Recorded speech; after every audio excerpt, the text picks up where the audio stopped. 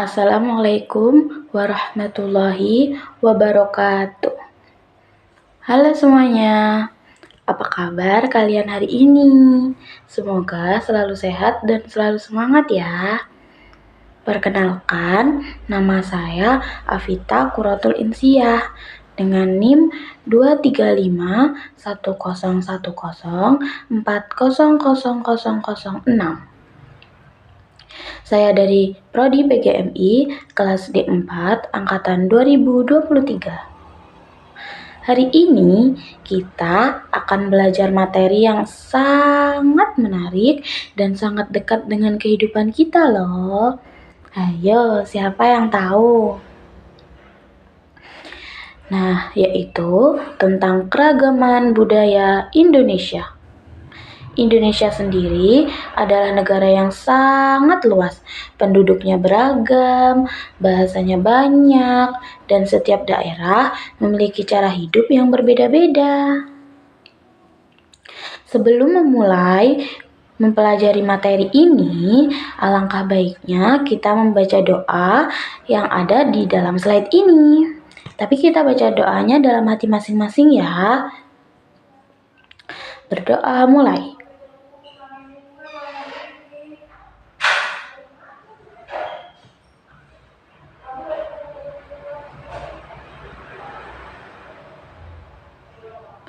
Berdoa selesai.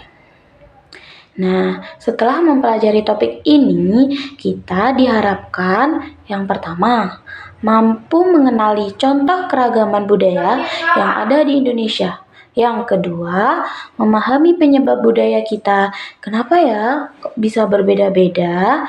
Yang ketiga, menumbuhkan sikap bangga dan menghormati budaya lain. Nah, selanjutnya, keunikan kebiasaan masyarakat.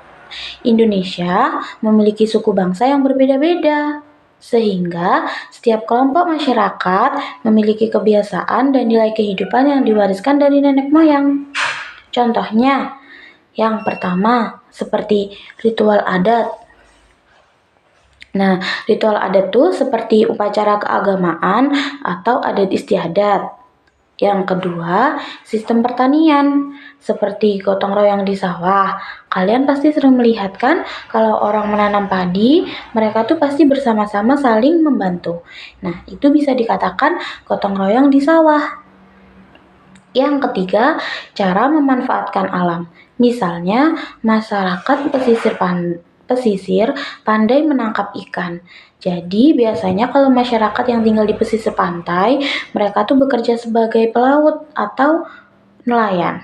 Soalnya mereka memanfaatkan alam. Kalau yang keempat, kepercayaan yang berbeda di setiap daerah. Ada contoh-contoh lain. Yang pertama yaitu seperti di Bali. Banyak masyarakat mengaturkan sesajen setiap hari sebagai bentuk rasa syukur. Yang kedua di Jawa, saat membangun rumah, ada tradisi selamatan. Yang ketiga, di Papua, berburu dilakukan bersama-sama untuk mempererat hubungan sosial. Nah, di sini saya ada satu pertanyaan. Nanti kalau kalian bisa menjawab, ketik di kolom komentar ya. Dengarkan baik-baik pertanyaannya. Di daerahmu, kebiasaan apa yang paling unik dan masih dilakukan hingga sekarang?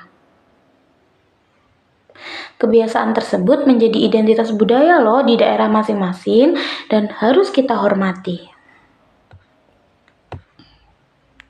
Selanjutnya, yaitu ciri-ciri kearifan lokal. Kearifan lokal adalah kebijaksanaan masyarakat yang diwariskan secara turun-temurun. Ciri-cirinya adalah yang pertama, mampu menjaga budaya agar tidak hilang. Yang kedua, tetap bertahan walau banyak budaya luar yang masuk. Yang ketiga, mau menerima budaya luar yang baik. Yang keempat, menjadi pedoman agar budaya berkembang ke arah yang benar. Yang terakhir, mampu menggabungkan budaya asli dan budaya luar. Nah, ada contoh nih satu, misalnya saat pernikahan di adat Jawa. Nah, si mempelai wanita tetap memakai adat Jawa seperti midodareni, tapi pakaian pengantin bisa dipadukan dengan gaya modern. Jadi budaya tidak kaku, tetapi terus berkembang sambil menjaga jati diri bangsa. Selanjutnya, yaitu ada fungsi dan manfaat kearifan lokal. Kearifan lokal sendiri memiliki fungsi yang sangat penting. Yang pertama, yaitu memberikan ajaran moral, sopan santun, dan nilai etika. Yang kedua, mengajarkan tata cara hidup yang baik dalam masyarakat. Manfaatnya sendiri yaitu dapat membantu pengembangan ilmu dan teknologi yang tetap sesuai alam dan budaya. Contohnya, seperti sistem irigasi di Subak yang berada di Bali dapat membantu pertanian tetap lestari dan air digunakan adil untuk semua petani. Artinya, budaya tidak hanya untuk dilestarikan, tetapi juga memberi solusi dalam kehidupan. Nah, selanjutnya penyebab keragaman budaya. Indonesia kaya budaya karena yang pertama, letaknya yang ada di antara dua benua dan dua samudra. Jadi, budaya bisa datang dan berkembang. Yang kedua, terdiri dari ribuan pulau. Jadi, kelompok masyarakat terpisah dan berkembang sendiri. Yang ketiga, kondisi alam yang berbeda-beda. Jadi, pastinya cara hidup juga berbeda-beda. Tidak mungkin semua sama. Contohnya seperti di daerah pantai. Nah, di daerah pantai itu masyarakatnya ahli melaut, ahli membuat perahu, dan banyak makanan laut loh. Ayo, siapa di sini yang suka makan makanan laut? Contohnya seperti kepiting atau ikan laut. Yang kedua, di daerah pegunungan. Biasanya kalau di daerah pegunungan tuh masyarakatnya ahli bertani dan banyak makanan dari hasil bumi. Contohnya seperti padi atau biasanya ubi-ubian, kacang-kacangan. Nah, kalau yang terakhir di daerah rawa. Biasanya mereka tuh masyarakatnya rumahnya panggung. Soalnya kan kalau rawa-rawa tuh rawan banjir ya, atau biasanya airnya suka naik tiba-tiba. Jadi mereka mendesain rumahnya menjadi rumah panggung. Dan transportasinya pasti lewat air, nggak mungkin lewat darat seperti kita. Nah, ada satu pertanyaan lagi nih. Dengarkan baik-baik ya.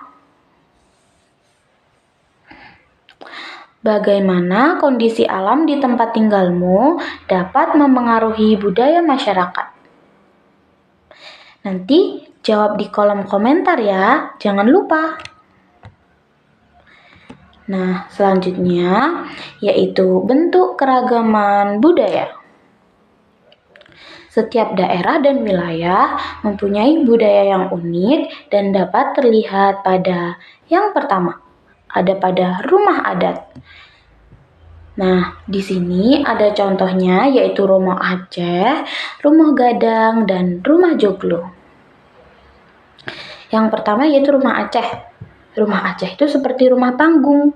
Ini cocok di daerah panas dan rawan banjir.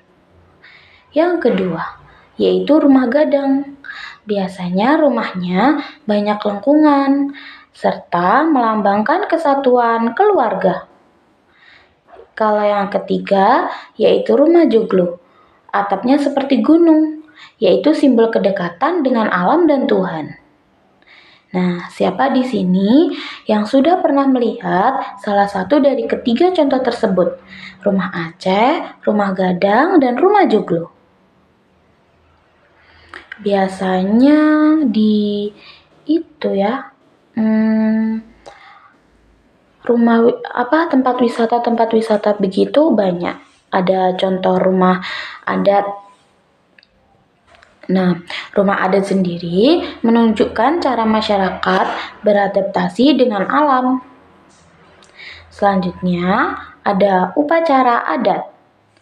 Di sini ada contohnya yaitu seperti ngaben, kasudo, dan tedak sinten. Nah, di sini saya mungkin salah ketik jadinya tedak siti ya. Nah, seharusnya tuh tedak sinten. Setiap benda, warna pakaian, dan gerakan memiliki makna spiritual. Upacara ini mempererat hubungan keluarga dan masyarakat. Selanjutnya, ada pakaian adat. Contohnya ada kebaya, ulos, dan baju bodo. Pakaian adat biasanya dipakai pada perayaan penting seperti pernikahan atau hari besar. Nah, pakaian adat tuh ada contoh nilai budaya. Yang pertama seperti kebaya, kesederhanaan dan keanggunan. Yang kedua ada ulos, yaitu tanda kasih sayang masyarakat Batak. Jadi, pakaian adat tuh biasanya digunakan seperti di hari-hari penting saja. Tidak mungkin kan kita orang Jawa memakai kebaya untuk kegiatan sehari-hari. Pasti kita menggunakannya di hari-hari penting saja.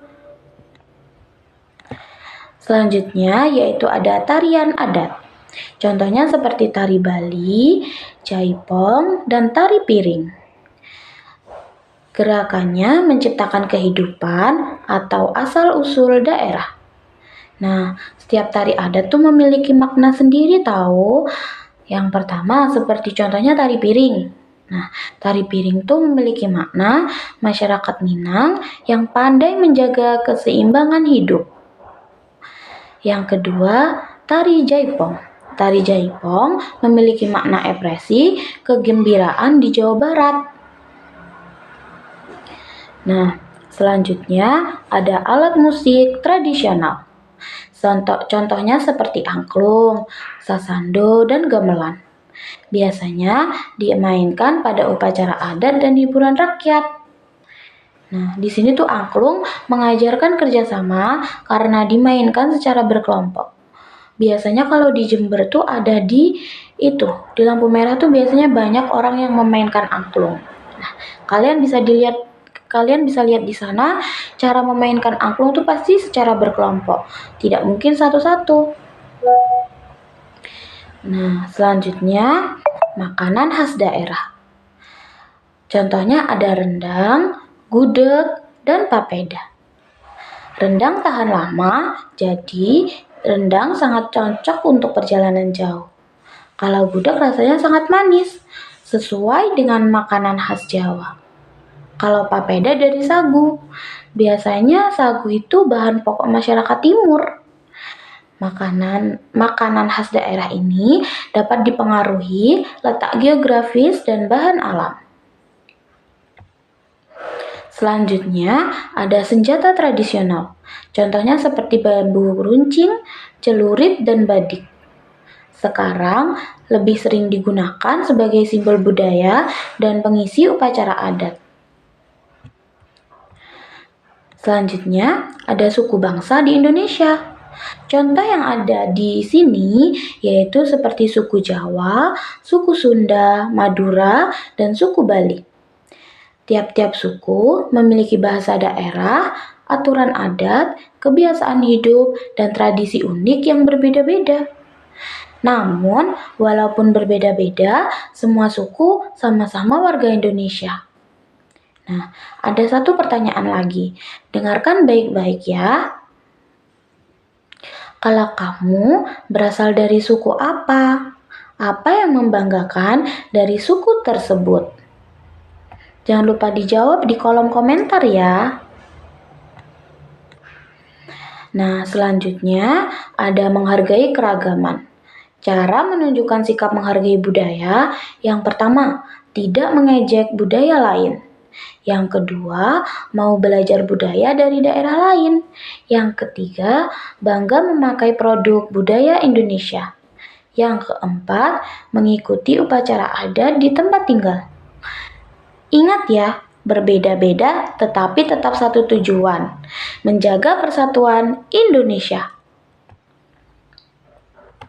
Nah, hari ini kita telah belajar begitu banyak tentang betapa kayanya budaya Indonesia. Budaya ini harus kita jaga, lestarikan, dan banggakan. Terima kasih sudah mengikuti pelajaran ini sampai selesai. Sampai jumpa di pembelajaran berikutnya. Wassalamualaikum warahmatullahi wabarakatuh. Dadah.